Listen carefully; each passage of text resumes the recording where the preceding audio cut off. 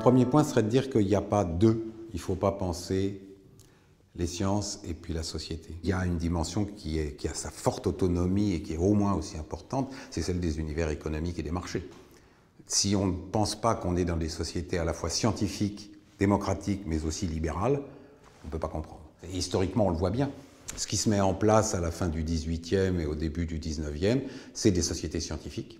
C'est-à-dire dans le sens où une modernisation technologique à base de scientifiques de l'académie, la chimie des soudes, la chimie des acides, etc., se met en place. D'accord ? Et on a un premier assemblage qui est celui du scientifique et de l'entrepreneur. Et puis vous avez l'espace civique, l'espace public et le politique qui sont des acteurs qui interviennent en médiation, plus ou moins, régulièrement, sous la forme de demandes de régulation, d'existence de régulation ou non. Ça, je dirais, c'est ça, et ça, c'est une histoire longue. Et vous avez des structures de régulation depuis 2 siècles. Vous avez des lois qui sont émises par les États sous la pression des populations et qui réglementent les installations des usines. Ceci est vieux, comme la société libérale et comme les sociétés démocratiques. C'est pas récent. Alors ce qu'on a de façon récente, je pense, c'est que les dégâts apparaissent comme beaucoup plus présents, répétitifs, nombreux, ce qui va de pair avec cette extraordinaire explosion de la techno-industrie et du changement de nos modes de vie.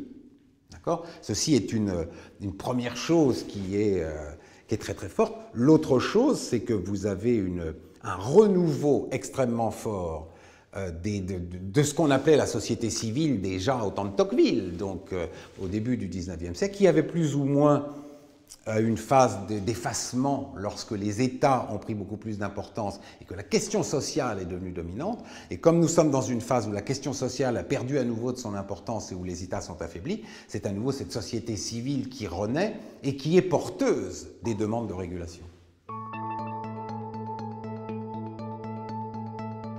Je ne crois pas qu'il y ait plus aujourd'hui une dictature des opinions ou des faiseurs d'opinion.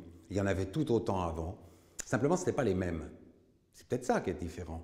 C'est que les grands faiseurs d'opinion en 1960, c'est la télévision d'État. Voilà, un grand faiseur d'opinion. Il était même presque tout seul. Donc, il y a toujours eu des faiseurs d'opinion. Ils sont toujours liés au monde économique et au monde politique. Il y a toujours eu des activistes. Et il y a toujours eu des savoirs scientifiques et des développements industriels.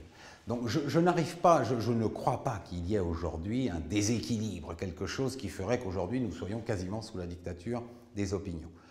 La plupart de ces gens que vous retrouvez à Greenpeace, WWF, dans les associations de malades, sont des gens beaucoup plus éduqués scientifiquement que toutes les oppositions qui ont eu lieu avant. Je veux dire, prenons acte du fait que toutes ces organisations dont on parle ont à leur tête des gens formés dans les universités avec de très hauts diplômes.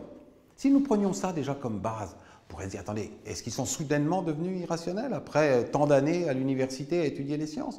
Dans la plupart des cas, vous avez des médecins, des biologistes qui sont à l'origine de ces associations. Je ne crois pas que nos sociétés deviennent irrationnelles, je ne crois pas que nos sociétés deviennent antiscientifiques, il n'y a aucun indice qui amène à penser ça.